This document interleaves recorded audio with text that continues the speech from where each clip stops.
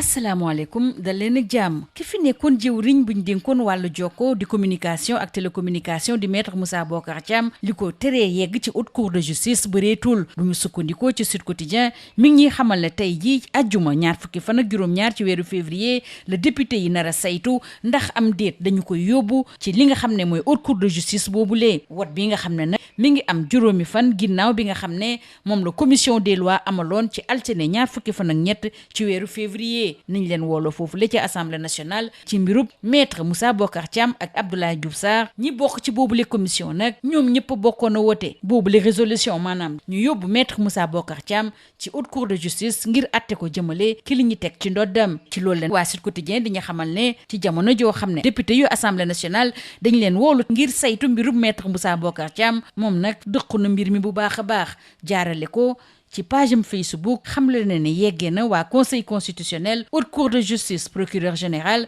ak président cour d'appel mbir mi ngir ñaawlu fu ñaawlu yem jalgati ndey charte réew mi bi nga xam ne moom la assemblée nationale amal mbir mi it soxal na bu baax a baax le soleil muy xamle ne tey jii la député yi nar a saytu mbirum maître Moussa Bocar Thiam ñu jógee ci ki fi nekkoon jëwriñ jàll ci Moustapha Diop suba teel di ñu xamal ne jëmale ci mbirub Tabaski Ngom bi tegoon ay tuuma ci ndoddam nag Moustapha Diop démb demoon na ci kanamu pôle judiciaire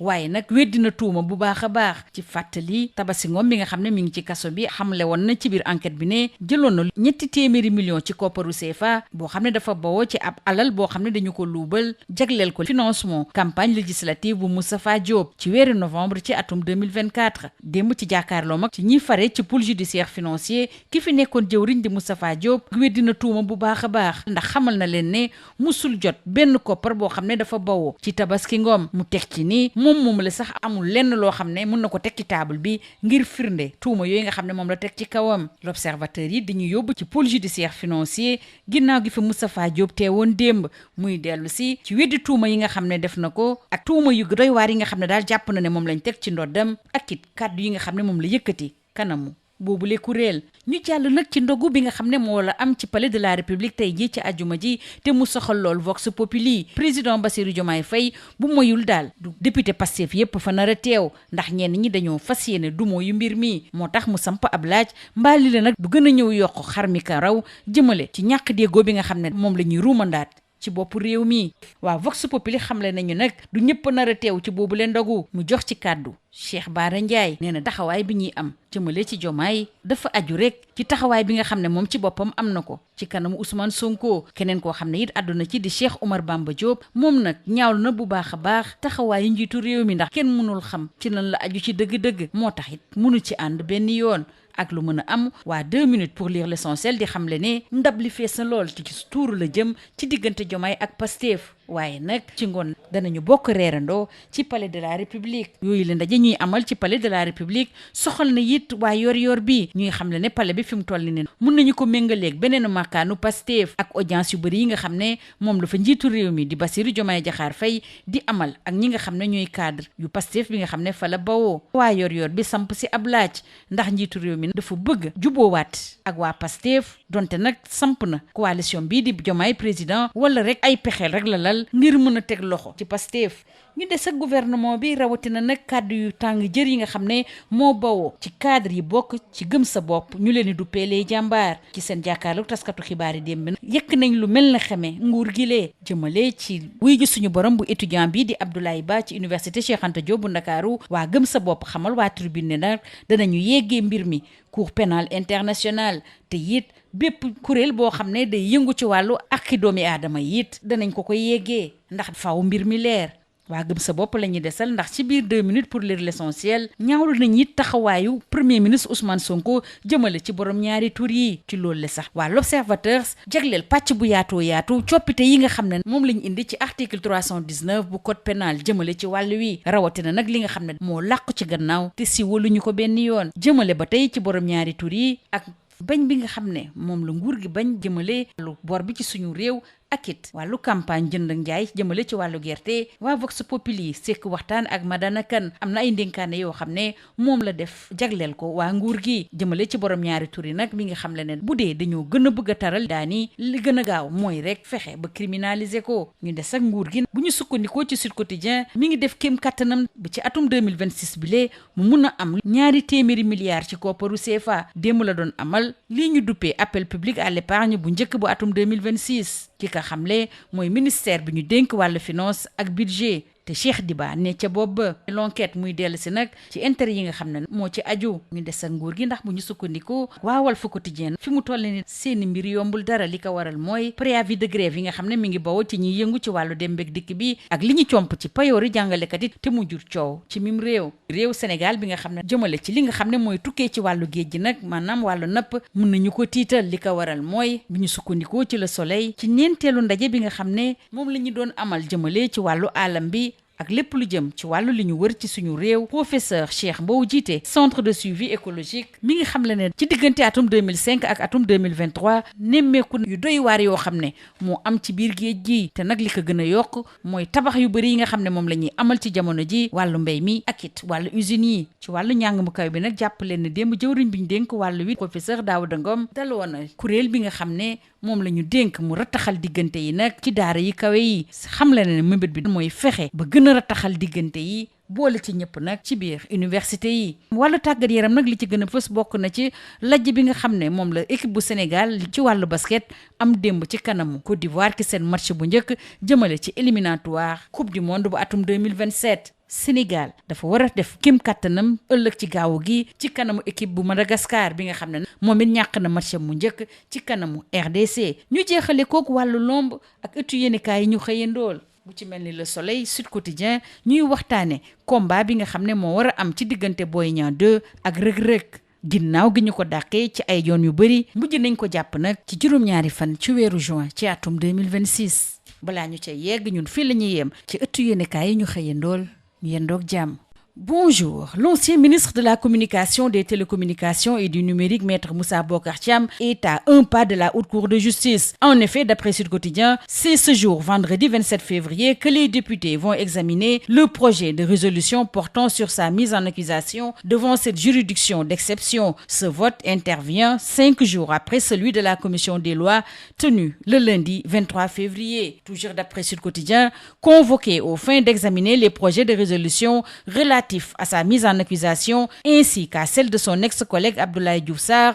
devant la Haute Cour de justice, les membres de la commission des lois avaient voté à l'unanimité sa traduction devant cette juridiction. Alors que l'Assemblée nationale est convoquée ce vendredi, l'ancien ministre et maire de Ourossogui, Maître Moussa Bocar Thiam, contre-attaque. Dans une publication partagée sur sa page Facebook, l'ancien ministre de la Communication est monté au créneau pour demander l'annulation de cette plénière. Selon lui, le Conseil constitutionnel, la Haute Cour de justice, le procureur général ainsi que le président de la Cour d'appel ont été saisis pour dénoncer une violation de la Constitution par l'Assemblée nationale. L'Assemblée nationale qui se penche sur le dossier Moussa Bocar Thiam, renseigne Le Soleil. Après Maître Moussa Bocar Thiam, place à un autre ancien ministre, en l'occurrence Moustapha Diop, relativement à l'affaire des 300 millions. L'ex-ministre nie tout et réclame les preuves de son accusatrice dans les colonnes de l'Exclusif. Alors que l'Observateur nous mène au cœur de cette audition au fond de Moustapha Diop, avec la décharge fausse, les accusations délirantes et la riposte du maire de Louga.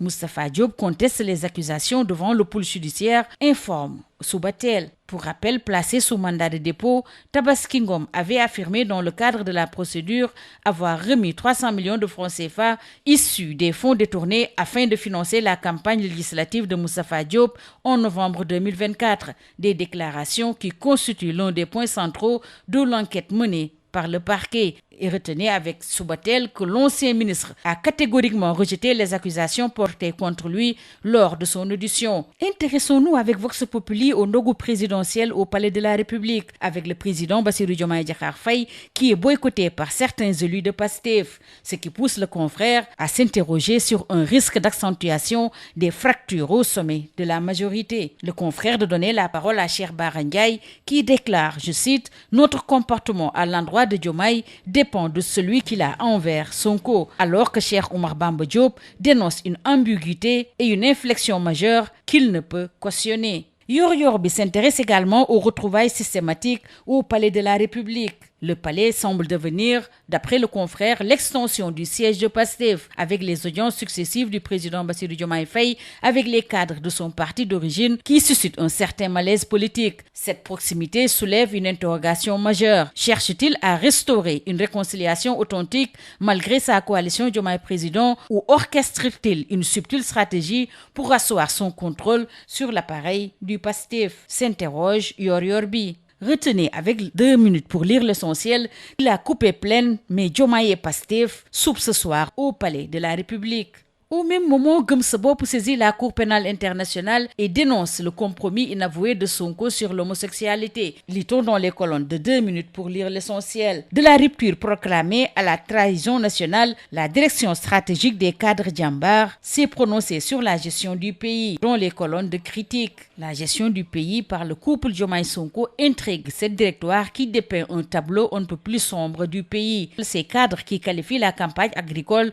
de l'échec d'une promesse. Pour ce qui est de la mort de l'étudiant Abdoulaye Ba, la responsabilité ne se négocie pas, rappellent ces cadres Jambar. Au moment où dans les colonnes de tribune renseigne qu'il va saisir la Cour pénale internationale. Les organisations internationales de défense des droits humains seront également saisies et ces cadres d'annoncer qu'ils vont entamer une tournée des foyers religieux ayant publiquement signé la charte pour la criminalisation des pratiques LGBTQ afin d'organiser des éclairages clairs sur ce revirement de principe et son cortège de conséquences. Restons avec les modifications apportées à l'article 319 du Code pénal avec l'Observateur qui s'intéresse à la face cachée du projet de loi sur les actes contre nature. Les questions relatives à l'homosexualité, le refus de restructuration de la dette et la campagne arachidière ont été passées au peigne fin par Madana Kane dans les colonnes de Vox Populi. Le confrère qui nous livre les leçons de Madana Kane au régime. Selon lui, si on corse des sanctions,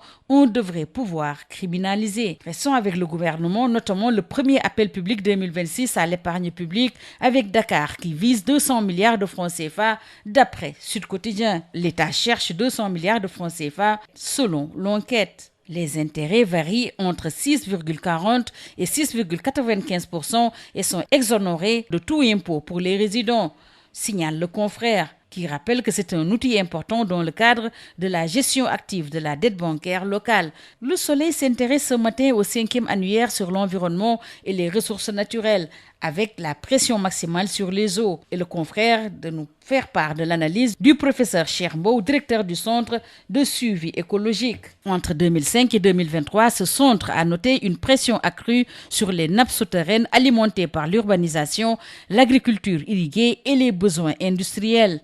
Et retenez avec Walf Quotidien que suite au préavis de grève dans le transport et les ponctions sur les salaires des enseignants, c'est le malaise social. Retenez avec Sud Quotidien que le professeur Daouda Ngom, ministre de l'Enseignement supérieur, de la Recherche et de l'Innovation, a procédé officiellement à l'installation du président et des membres du comité du dialogue social du sous-secteur de l'enseignement supérieur, de la recherche et de l'innovation. À cette occasion, il a plaidé pour l'instauration d'un dialogue inclusif afin de bâtir un espace universitaire pacifié et performant. Éliminatoire de la Coupe du Monde 2027 de basketball Sénégal-Côte d'Ivoire 80-90, les Lions ratent leur entrée, amer constat de Sud Quotidien. Le Sénégal doit se relancer ce samedi contre l'équipe de Madagascar qui a perdu son premier match contre la RDC. Et retenez en lutte que le combat entre Boy Niang 2 et Reug Reug est enfin fixé au 7 juin après plusieurs reports. C'est tout. À vos journaux et très bonne lecture.